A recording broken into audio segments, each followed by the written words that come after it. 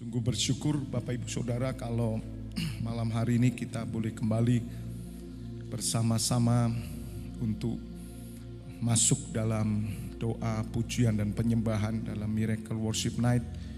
Dan saya berdoa supaya melalui ibadah ini ada kuasa Tuhan yang bekerja dalam setiap hidup Bapak Ibu Saudara, khususnya kebangkitan iman saudara dan bangkitnya roh kita. Pujian yang kita naikkan sebagaimana pujian profetik, yaitu Yahweh, ini memang membawa kita untuk dibangkitkan roh kita, dibangkitkan iman kita, sehingga kita boleh tetap setia, tetap terus berjalan dalam rancangan dan kehendaknya, khususnya dalam visi 2033. Satu hal Bapak Ibu Saudara yang Tuhan rindukan, apa yang sudah dikerjakan oleh Allah di dalam kehidupan kita, janganlah kita menyia-nyiakan. Hendaknya Bapak Ibu Saudara memperhatikan dengan sungguh-sungguh pekerjaan Allah di dalam hidup Bapak Ibu Saudara. Yang pasti pekerjaannya dimulai ketika Bapak Ibu Saudara mengalami perjumpaan dengan Tuhan. Dan saya yakin bahwa Tuhan bekerja.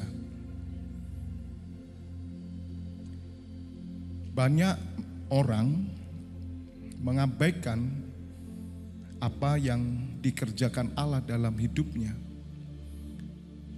sehingga mereka tidak memperhatikan pekerjaan Tuhan yang terjadi di dalam hidupnya. Jika saat ini Bapak Ibu Saudara bisa merasakan apa yang Dia kerjakan dalam hidup Bapak Ibu Saudara, dan saudara memeliharanya, saya percaya bahwa Tuhan akan semakin memperlengkapi kita, menyatakan kuasa dan kemuliaan-Nya, menghargai pekerjaan Tuhan dalam diri kita dengan senantiasa mengucap syukur. Karena sedikit orang yang bersyukur dengan apa yang sudah Tuhan kerjakan. Kita sangat mudah melupakan sesuatu yang baik, tapi sukar melupakan sesuatu yang mungkin yang tidak baik, sesuatu yang melukai kita. Kita ini sangat sulit melupakan, tetapi untuk sesuatu yang baik kok mudah melupakannya. Maka itu satu perbuatan salah bisa menghapuskan 100 perbuatan baik. Dan itulah manusia. Tuhan tidak mau Bapak Ibu Saudara bahwa apa yang saudara alami justru mengaburkan mata kita tentang apa yang Dia sudah kerjakan dalam hidup saudara. Kasih karunia-Nya, pemeliharaannya, penyertaannya, sehingga kita tidak mengucap syukur karena kita berfokus hanya kepada mungkin satu hal yang kegagalan atau satu hal yang tidak sesuai dengan apa yang kita inginkan. Ada satu ilustrasi. Ada seseorang disuruh menebak, apa yang kamu lihat ini? Orang ini menaruh satu titik di kertas putih. Dia kasih satu titik begitu, dan dia tanya, apa yang kamu lihat di depanmu? Dia melihat, ya satu titik. Apa kamu tidak melihat yang lain? Ya tidak, satu titik. Itu saudara, padahal itu yang dilihat harusnya akan lebih kepada kertas yang putih besar. Nah banyak di antara kita itu hanya melihat satu titik. Nah titik itu mungkin titik kegagalan, titik kelemahan, titik mungkin kesukaran, pencobaan. Sehingga kita menjadi pribadi yang sulit menghargai yang putih bersih itu loh. Inilah satu titik merusak susu sebelangan. Bapak Ibu Saudara, ada ilustrasi. Seseorang menulis sesuatu yang indah di batu karang. Dia tulis, diukir yang indah. Dan dia tulis sesuatu yang jelek di pasir laut.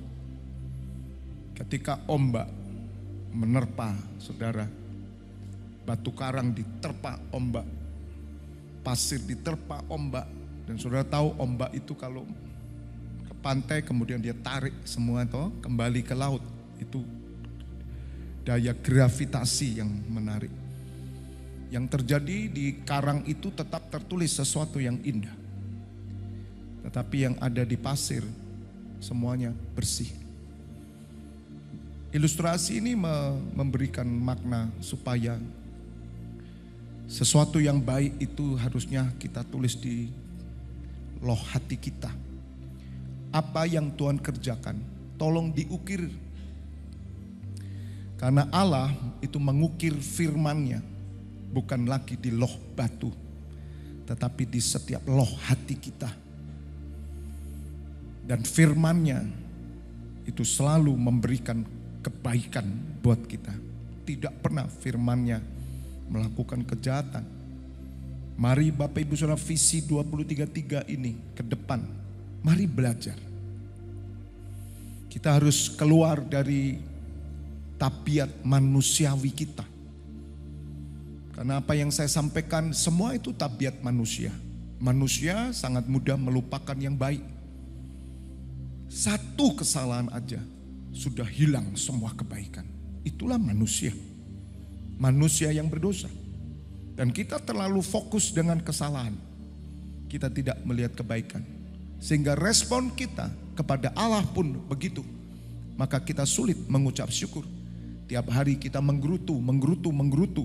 Sebagaimana bangsa Israel. Mereka gagal masuk tanah Kanaan. Karena mereka melupakan semua kebaikan Allah. Hanya karena mereka lapar saudara. Hanya karena mereka tidak mendapat daging. Mereka melupakan pekerjaan Allah yang begitu besar yang membuka laut merah. Dan membuat mereka menyeberang dari satu pantai melewati laut itu. Dan pasukan Mesir mati ditutup. Mereka lupa. Demikian juga Bapak Ibu Saudara, berapa banyak kita melupakan pengorbanan Tuhan Yesus. Maka itu kemarin minggu kenapa kita perlu sekali untuk selalu membacakan. Ketika perjamuan kudus. Biasanya yang dibaca hanya sampai pada inilah darah perjanjian. Kemudian saya tidak teruskan. Tapi perlu mengingatkan seperti kemarin. Barang siapa yang makan roti dan minum cawan ini dengan tidak layak, tidak mengakui tubuh Tuhan, maka mereka berdosa terhadap tubuh Tuhan, menjatuhkan hukuman atas diri mereka. Ya, 1 Korintus 11:27, jadi barang siapa yang dengan cara yang tidak layak makan roti atau minum cawan Tuhan, ia berdosa terhadap tubuh dan darah Tuhan.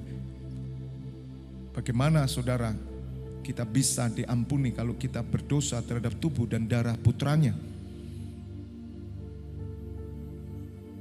Maka itu kita perlu mengingatkan. Sehingga ayat 28 terjadi Bapak Ibu Saudara. Kenapa hidup umat Tuhan tidak pernah beres?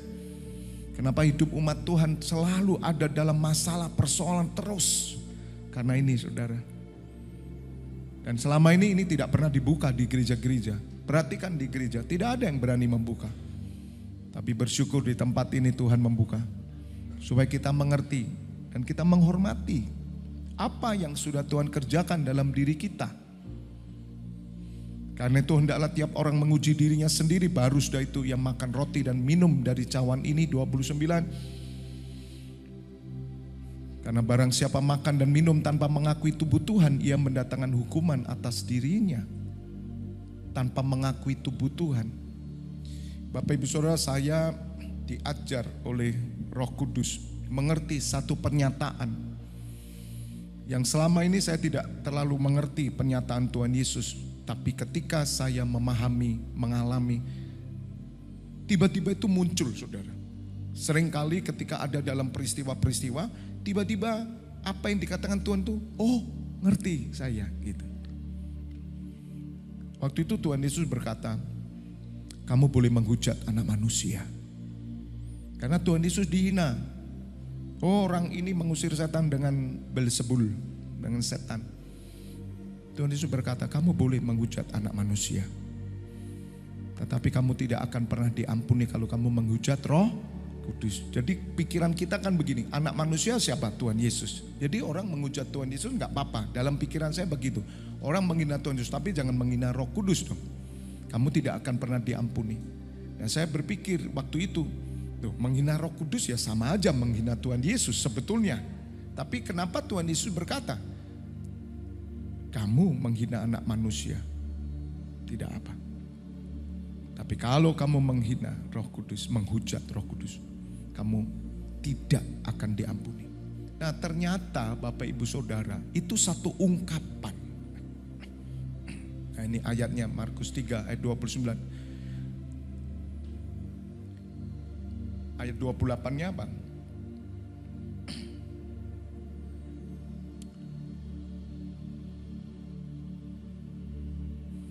Ya, ini yang di Markus, di tempat yang lain Tuhan Yesus katakan tentang menghujat anak manusia, itu menghujat Tuhan Yesus. Nah itu nanti aja dicari ya ayatnya. Nah Bapak Ibu Saudara, ternyata itu satu ungkapan. Sesungguhnya Tuhan itu berkata, oke, kamu menghina aku enggak apa-apa, tapi jangan roh yang ada di dalam aku. Jadi ternyata saudara, secara manusiawinya sama seperti kamu boleh hina aku, kamu boleh injak aku. Kamu boleh tekan aku, karena secara manusia aku gak apa-apa, tapi jangan roh yang ada di dalam aku. Ini orang yang diurapi Tuhan. Makanya nanti kita buka Mazmur 20 saudara. Bahwa Tuhan memberi kemenangan pada orang yang diurapi Tuhan. Nah artinya Tuhan Yesus adalah seorang yang diurapi Tuhan. Maka ketika seorang menghujat Tuhan Yesus, maka dia juga menghujat roh yang di dalam dia. Nah itu urapan saudara. Sama seperti ini, saudara boleh menyerang saya. Tapi saya bilang, jangan Roh Kudus yang di dalam saya. Bisa ngerti? Itu dalam urapan. Makanya kalau orang dalam urapan Anda serang, Anda tidak diampuni. Bisa mengerti Bapak Ibu Saudara? Waktu saya menyadari ini saya ngerti. Ya Tuhan, betul. Gak apa-apa secara manusia, gak apa-apa saudara. Misalkan saya kan manusia biasa sebagai gembala. Mungkin orang berkata, siapa itu? Oh Fabianus gembala. Ya udahlah. Terus dikata-katai, gak apa-apa. Gak apa-apa dikata-katai. Tapi roh yang di dalam saya, jangan saudara. Karena itu saudara akan melawan Tuhan. Nah ini yang Tuhan ajarkan supaya kita bisa memahami ya bahwa pekerjaan Tuhan bekerja dalam hidup saudara semuanya. Ketika roh Tuhan mengurapi Bapak Ibu Saudara sebagai orang percaya, sama berlaku. Orang boleh menghina saudara, orang boleh menekan saudara, tapi sesungguhnya ketika mereka melakukan itu buat saudara, kepada saudara, maka dia sesungguhnya melawan Tuhan. Ada roh yang ada di dalam Bapak Ibu Saudara semuanya. Katakan amin. Tepuk tangan dulu buat Tuhan Allah kita. Jadi kembali Bapak Ibu Saudara, janganlah kita menjadi orang-orang yang sangat mudah melupakan apa yang Tuhan kerjakan dalam diri kita. Karena Dia yang memulai. Sehingga tadi kita sedang membahas di perjamuan kudus, ketika seseorang tidak layak menerima perjamuan ini, tidak layak ya, dengan cara tidak layak makan roti ini, maka ia berdosa terhadap tubuh dan darah Tuhan. Ayat 28. Karena itu hendaklah tiap orang menguji dirinya sendiri dan baru sudah itu ia makan roti dan minum dari cawan itu. Ayat 29. Karena barang siapa makan dan minum tanpa mengakui tubuh Tuhan, ia mendatangkan hukuman atas dirinya. Ayat 30. Sebab itu banyak di antara kamu yang lemah dan sakit dan tidak sedikit yang meninggal. Nah Bapak Ibu Saudara, ayat ini seumur saya menjadi orang Kristen atau sejak saya bayi pun dibaptis, bahkan menerima komuni pertama, tidak pernah dibuka ayat ini. Dan kita menganggap remeh perjamuan kudus. Harusnya tidak boleh saudara. Makanya ke depan kita harus ingatkan umat. Kenapa hidupmu gak pernah dipulihkan? Kenapa rumah tanggamu rusak terus, kacau, hancur, pernikahan hancur, terus ngalami? Karena ini saudara. Oh kalau gitu gak usah perjamuan kudus, sama saja. Kalau saudara tidak perjamuan kudus, sama saja. Anda tidak mengakui tubuh Tuhan. Makanya kehidupan orang Kristen itu harus benar-benar mengakui pekerjaan Allah di dalam hidupnya. Hormati karya Allah. Itu yang saya katakan ketika saudara sungguh-sungguh jadi Kristen, dibaptis, sejak itu kamu harus hormat. Saya 25 tahun saudara menghormati. Dan saudara kita tahu dong bagaimana kehidupan orang Kristen, kacau, hancur. Bukan karena Kristus lo itu. Bukan karena penderitaan Injil lo itu. Bukan. Karena hidupmu tidak menghormati karya penebusan. Bapak Ibu Saudara, dan itu yang terjadi. Apalagi perjamuan kudus. Perlu menguji diri. Sama malam hari ini kita perlu menguji diri kita. Apakah kita adalah orang-orang yang menghargai karya Tuhan gak dalam hidup kita? Orang yang menghargai karya Tuhan di dalam hidupnya, maka orang ini akan dibawa oleh Tuhan untuk melihat karyanya yang lebih lagi dalam hidupnya. Kalau saudara tidak menghargai karya Tuhan dalam hidup saudara, dalam hal apapun, karena Tuhan bekerja dalam segala hal untuk mendatangkan kebaikan, dan saudara tidak memperhatikan, tidak mensyukuri, tidak memuliakan Tuhan, tapi menganggap remeh, maka yang terjadi Bapak Ibu Saudara adalah orang-orang yang mudah sekali komplain, mudah sekali bersungut-sungut. Dan Tuhan tidak suka dengan orang yang bersungut-sungut tentang nasibnya. Tolong buka di surat Yudas, carikan, tulis aja nasib. Orang yang menggerutu tentang nasib ditolak Tuhan. Buka surat Yudas, supaya Bapak Ibu Saudara mengerti perjalanan 10 tahun saya ajak, ayo. Kalau saudara bisa menghargai karya Tuhan dalam hidup saudara, maka Bapak Ibu Saudara akan berjalan dalam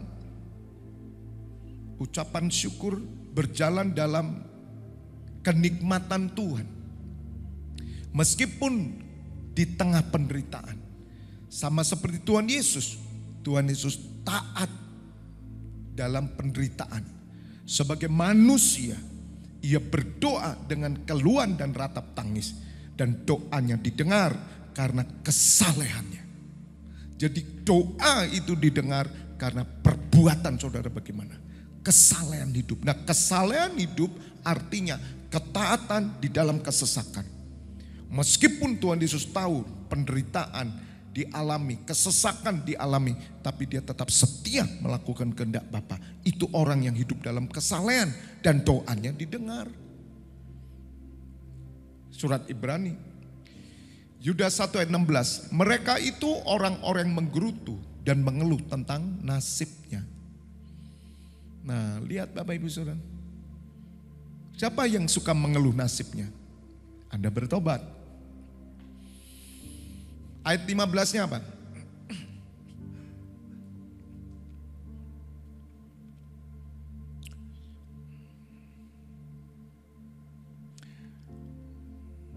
Ayat 14.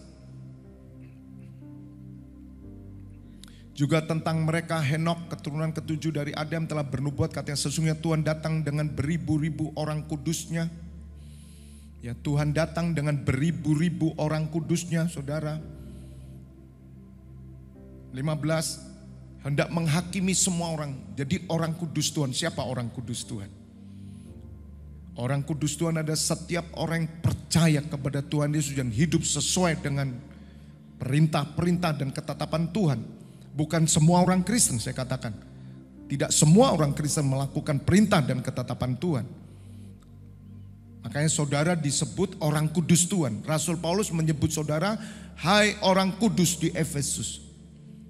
Nah, ini nubuatan surat Yudas. Bahwa saudara dan saya nanti akan menghakimi semua orang. Makanya Bapak Ibu harus mengerti bahwa Bapak Ibu saudara nanti akan menghakimi. Makanya perjuangan kita untuk hidup di dalam roh, untuk sungguh-sungguh melakukan apa yang Tuhan mau. Di tengah dunia yang begitu pesat kemajuan teknologi, seakan-akan tidak memberi ruang kepada orang Kristen untuk hidup dengan iman. Karena mata kita sudah melihat kemajuan semuanya dan kita semua dikaburkan dan akhirnya kita menjadi kecut hati dan tawar hati. Kita merasa bahwa ya untuk apa ya ibadah? Ya ini agama sajalah. Yang penting ada duit, yang penting ini udah anak-anak lancar semua kerjaan baik. Yang penting itu ya udahlah, gereja ya gerejalah. Udah nggak usah terlalu fanatik, nggak perlu. Buyar saudara sudah. Dan hampir sedikit orang hidup dengan iman ke depan nanti. Karena sukar saudara. Sebentar lagi saudara, presenter itu udah nggak ada loh ke depan. Udah diganti semua dengan alat yang canggih. Saudara, mereka bisa berbicara dengan muka siapapun bisa dipakai. Kecanggihan teknologi. Dengan berita-berita yang aktual tidak salah saudara, muka itu persis mau sama seperti Elvis Presley juga bisa. Muka saudara dipasang juga seperti saya gini ya, sudah tidak perlu lagi hadir saya udah itu dikomputerisasi semua. Mau tanya apa bisa, tanpa orang saudara. Makanya hidup dengan iman itu sulit. Orang bisa hidup dengan iman ketika ada dalam tekanan, penderitaan, kesesakan, penganiayaan, kesukaran. Justru mereka bisa hidup dengan iman. Maka itu kadang Tuhan mengizinkan kesesakan, kesukaran. Negara-negara maju, lihat saudara, negara maju. Apakah mereka bisa hidup dengan iman? Tidak. Semakin majunya negara, iman hilang. Bapak Ibu Saudara, kita harus melindungi generasi kita. Kita harus melindungi pasukan kita. Saya akan melindungi saudara. Kemarin saya melihat tayangan YouTube. Bagaimana seorang sedang mewawancarai seorang pendeta. Dan dia berbicara tentang LGBT dan bersetujuan kalau ada pernikahan sesama jenis. Boleh dia bilang. Kemudian dia tanya, apa kamu menikah? Tidak, I am gay. Loh, Kamu pendeta, gay, yes, I am gay. Ini pendeta loh saudara, saya kasih tahu. Makanya tepuk tangan, Indonesia itu negara yang paling kudus saya katakan. Tidak ada negara yang lebih kudus dari Indonesia, cek. Makanya Indonesia dijaga, tanda kutip ya, oleh orang-orang yang keras. Tuhan taruh saudara. Bisa mengerti? Di sekeliling kita Tuhan taruh untuk jaga umatnya. Dan saya melihat itu pekerjaan Tuhan. Mereka akan marah.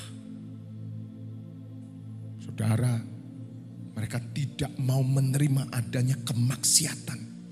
Dirusak, itu terjadi. Kenapa? Karena ada NCC Internasional yang berdoa setiap hari. Tidak ada jawaban lain, saudara, hanya doa. Saudara boleh mengikuti seperti saya mencoba searching di YouTube, silakan lihat negara-negara. Karena kita kan berdoa buat negara, bangsa. Lihat bangsa-bangsa. Saudara akan melihat culture-nya, saudara akan melihat bagaimana bangsa ini. Saudara akan melihat, wow, betapa banyaknya suku bangsa. Saya melihat ada satu negara yaitu Kambodia.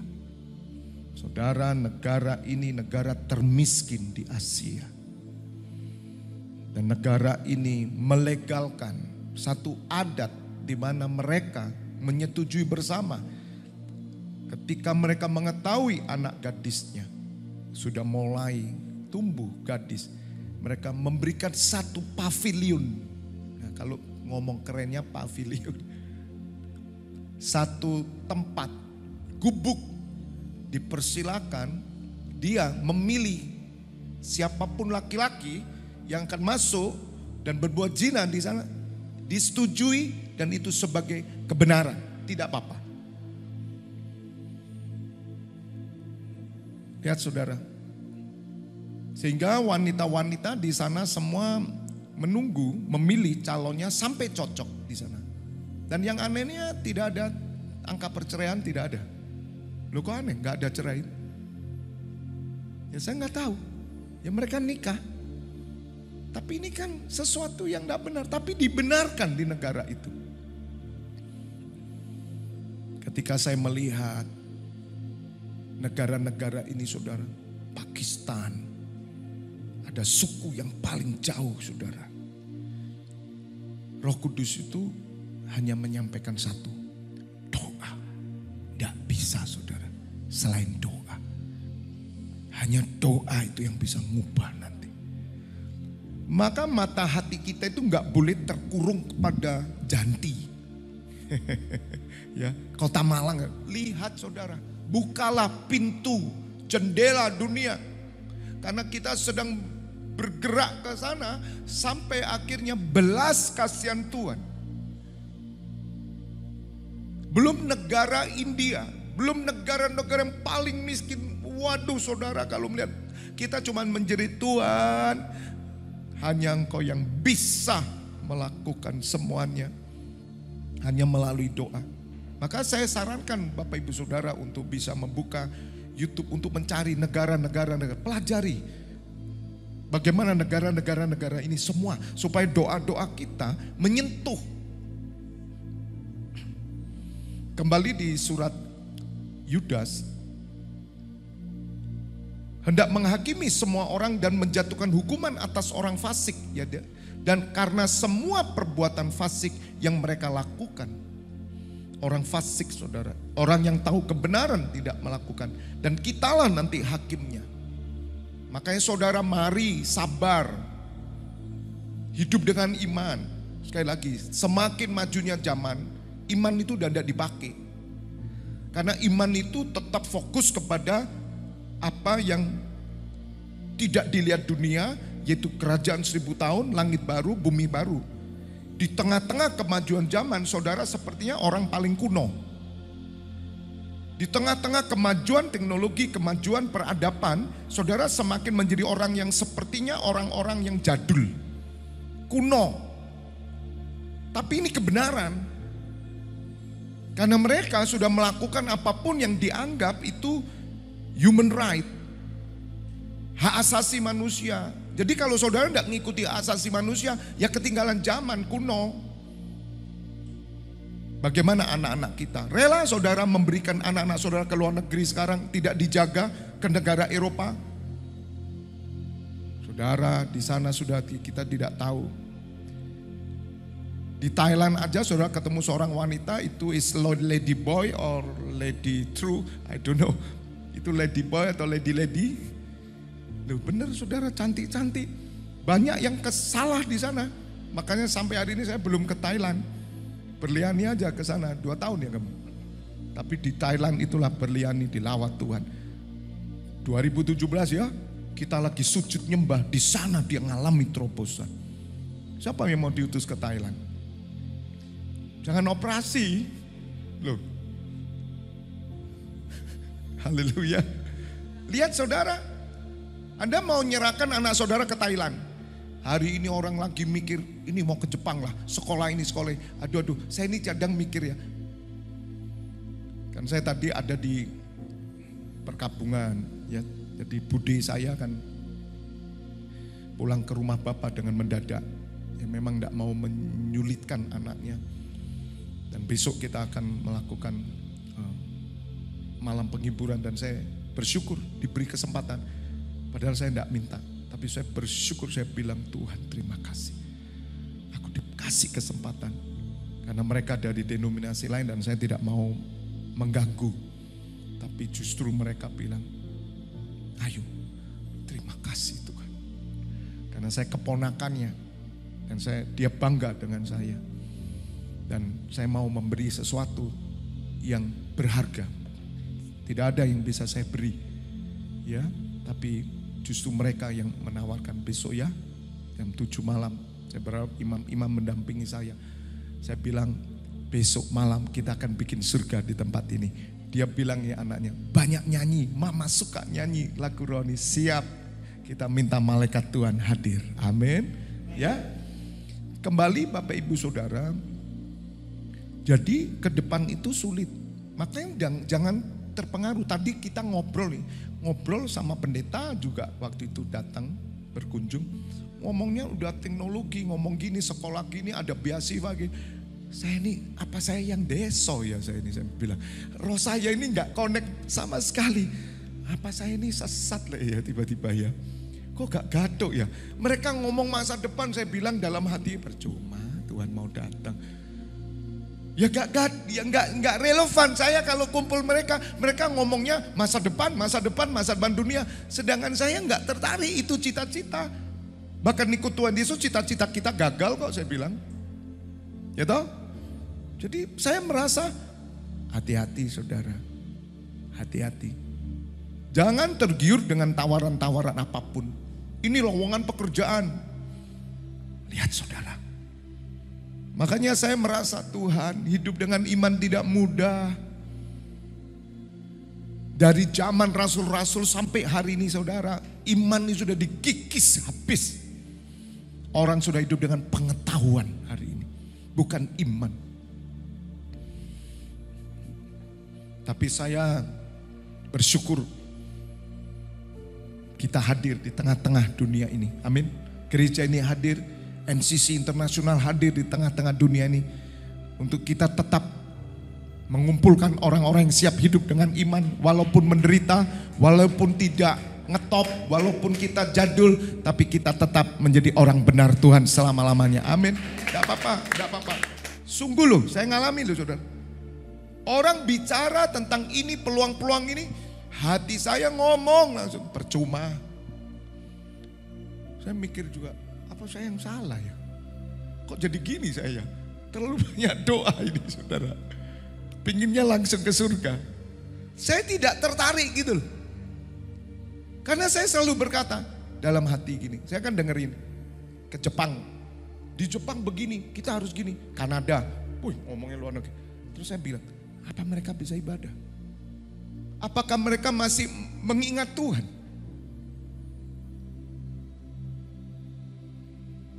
Jaminan apa? Ketika mereka dilepas di sana anak-anak kita, apakah mereka tetap terkontrol bahwa mereka tetap bisa melayani Tuhan, bisa berdoa? Mana jaminannya apa? Kecuali ada jaminan. Tapi saudara, iblis akan merusak dan merebut semuanya. Maka itu kita perlu mengerti pekerjaan Tuhan dalam hidup kita. Saya lanjutkan. Yang mereka lakukan dan karena semua kata-kata nista yang diucapkan orang-orang berdosa yang fasik itu terhadap Tuhan. Lihat saudara ya. Jadi orang kudus Tuhan itu akan menghakimi nanti perbuatan fasik. Perbuatan fasik itu orang tahu kebenaran, tidak lakukan. Itu fasik. Loh, kalau orang yang di luar tidak ngerti kebenaran, ya wajar lah mencuri karena dia tidak ngerti lah. Kalau saudara mencuri, ya Anda itu fasik. Gitu loh. Kemudian yang mereka lakukan, dan karena semua kata-kata nista. Tahu kata-kata nista? Menista. Kata-kata yang tidak benar. Hati-hati dengan perkataan saudara. Yang diucapkan orang-orang berdosa yang fasik itu terhadap Tuhan. Nista, menista Tuhan. Menghina Tuhan dengan perkataannya. Siapa menghina Tuhan dengan perkataan? Orang yang suka meso. Do you know meso? Ngomong kotor itu. Ini orang Kristen udah ngerti kebenaran. Meso, omong kotor, dia menista Tuhan dong. Makanya saya akan selalu menjerit Tuhan, ampuni kantong Kristen, desa Kristen, pulau Kristen. Tuhan menghina Tuhan Yesus, ampuni Tuhan Yesus, ampuni. Mereka minum-minum, mereka ngerokok, mereka mabuk, mereka lakukan itu. Tuhan ampuni di bangsa kami, Tuhan ampuni Bapak, ampuni. Udah menghina toh. Orang Kristen, Tuhan ampuni. Mereka berbuat mencelah Tuhan. Itu menista. Nah itu orang fasik. Jadi mereka akan dihakimi. Mereka tidak akan duduk menjadi hakim nanti. Bapak ibu saudara, berat gak jadi orang Kristen? Berat saya bilang. Makanya dengan doa terus kamu menang. Yang kita lakukan udah benar, 100% benar. Bangun doa terus. Orang Yahudi 3 kali berdoa. Daniel 3 kali berdoa. Fabianus 2 kali.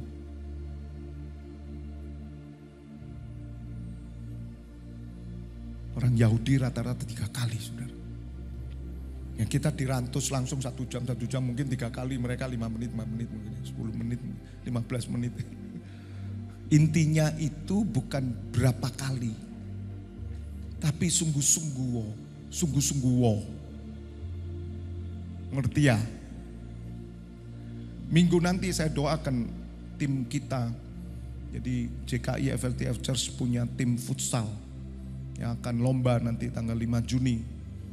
Sampai berapa Juni? Di Wesley itu ya. 5 sampai 15.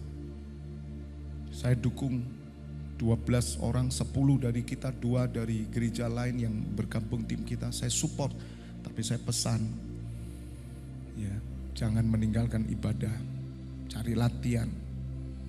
Kalau pertandingan itu menyita kita, membuat kita mulai keluar dari ketetapan Tuhan, kita nggak bisa beribadah apalagi minggu mengajak latihan, jangan mau.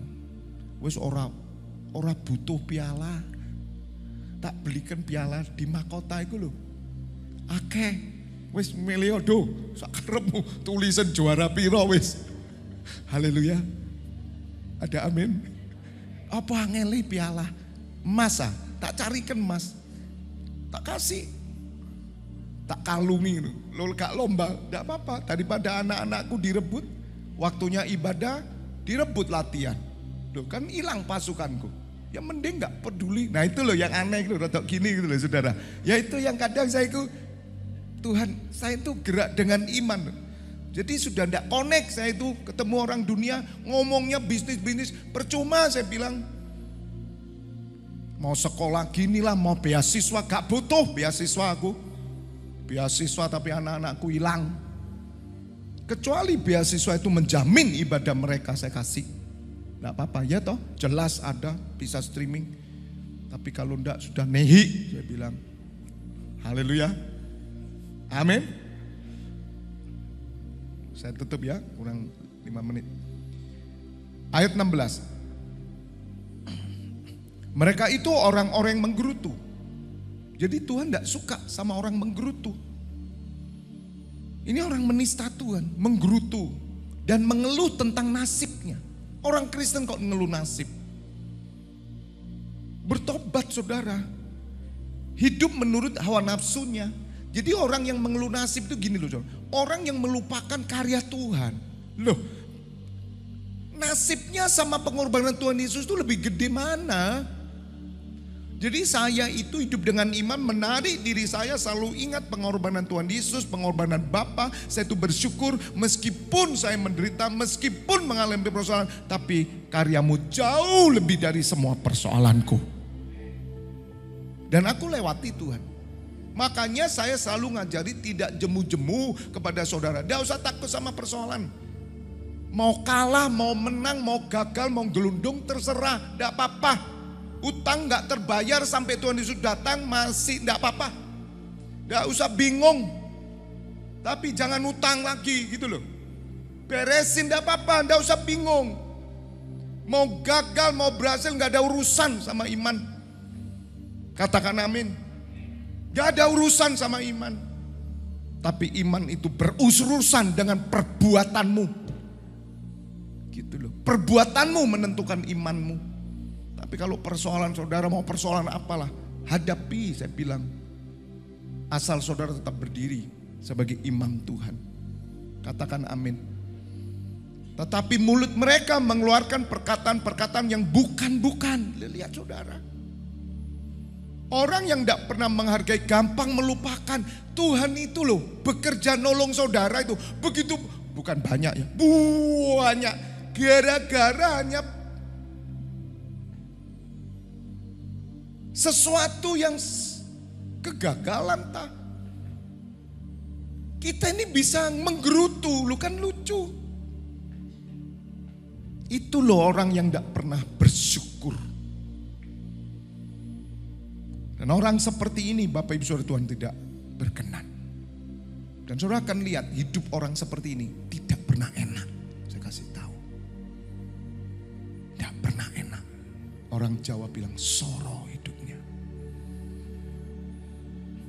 Ada orang-orang di luar sana yang bukan Kristen, tapi mereka bersyukur kepada Tuhan yang Maha Esa.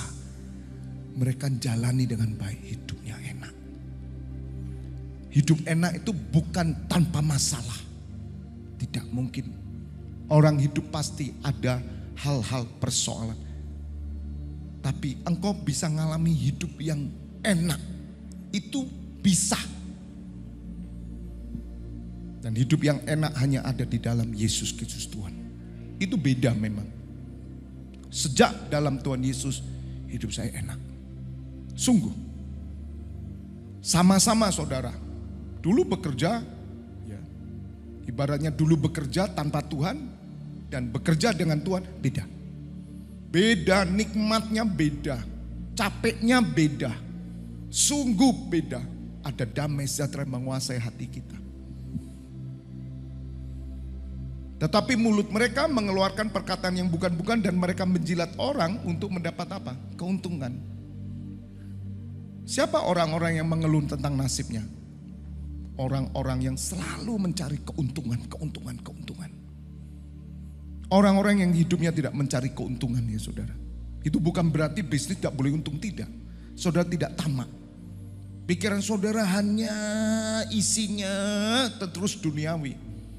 Maka saudara akan menjadi orang-orang yang mengeluh tentang nasib saudara. Dan ini saya katakan inilah orang-orang yang mudah melupakan apa yang Tuhan kerjakan dalam hidupnya. Dan orang inilah yang sesungguhnya menghina Tuhan. Menghujat Roh Kudus. Tanpa sadar saudara, kita menghujat Roh Kudus. Makanya malam hari ini mari kita bersama-sama. Apa yang sudah Tuhan kerjakan dalam hidupmu, selalu ingatlah. Simpan dalam loh hatimu, catat semuanya. Sehingga ketika sesuatu terjadi dalam hidup saudara, yang keluar di pikiranmu adalah sesuatu yang baik, yang Tuhan kerjakan. Maka itu akan menjawab seluruh persoalan saudara dan memampukan saudara untuk berdiri tetap kuat sampai pada akhirnya. Katakan amin. Kami bersyukur ya Bapa malam hari ini. Ajar kami untuk terus supaya kami berjalan dalam kebenaran dan kebenaran. Dan kami menjadi orang-orang yang selalu mengingat-ingat terus apa yang sudah kau kerjakan dalam hidup kami. Dan semua yang kau kerjakan itu lebih berharga dari semua hal yang ada di dunia ini. Bahkan persoalan-persoalan kami. Hamba serahkan setiap umat-Mu, khususnya mereka yang hamba gembalakan, imam-imam-Mu. Supaya perjalanan 10 tahun ke depan ini kami terus boleh berjalan dengan pengertian-pengertian ilahi. Sehingga kami bukan menjadi orang-orang yang mudah melupakan Tuhan. Mengeluh tentang nasib. Tiap hari hanya ngomong nasib terus. Sehingga kami termasuk golongan orang-orang yang menghujat Roh Kudus. Ampuni ya Bapa. Mulai malam hari ini kami mau bertobat, kami mau berubah. Hamba menyerahkan 24 pintu gerbang surga malam hari dalam tangan-Mu. Juga besok kami akan bersama-sama untuk ibadah penghiburan jam 7 malam di Gotong Royong. Biarlah Bapa kemuliaan-Mu dinyatakan. Saat ini mari Bapak Ibu Saudara, buka kedua tangan-Mu. Terimalah pengurapan minyak dan anggur persetujuan dengan tubuh dan darah putranya Yesus Kristus yang menyucikan dan menyembuhkan, dan berkat kehidupan turun atasmu di dalam nama Bapa, Putra dan Roh Kudus. Yang sudah menerima berkat Tuhan bersama katakan amin. Tepuk tangan buat Tuhan Allah.